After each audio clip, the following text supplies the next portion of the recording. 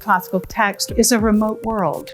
And can be inaccessible for a lot of people. Inaccessible, that's exactly the right word. It's about opening the doors to it, making it more accessible.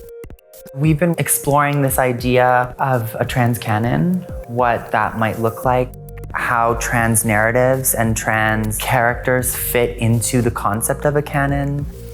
As a Black trans artist, it's very rare that I find myself in many works, especially many classical works. But with John Lilly's Galatea, I can see the transness. I can see the different identities. Galatea predates Shakespeare. People said it was unperformable. But what we've proven is that that was said about the content of that piece rather than the piece itself. I find it, dare I say, more accessible than Shakespeare without having to go too deep to understand the meaning as far as the language.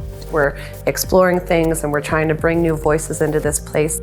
Something unique to this lab is that there's 7 artists of trans experience in the room and a larger company of actors who all identify as cisgender. The only thing that's unusual or unique about that is that there's so many of us. To have this many trans and non-binary folk in the room where I'm not the only, it's different, but it's a very beautiful feeling. When you're brought into a project or onto a set, you generally find that you are the only person. Absolutely. And so then it's hard to find a community. You're fitting yourself into that. Mm-hmm. And also that pressure of representing everybody. And we're not like the trans community. We are not a cohesive, one issue community. Mm-hmm. We have multiple issues and intersections, and people disagree, and people have different lived experiences that are very real and sometimes even contradictory. So it's been like, I'm glad we took the time to lay a foundation. Exactly.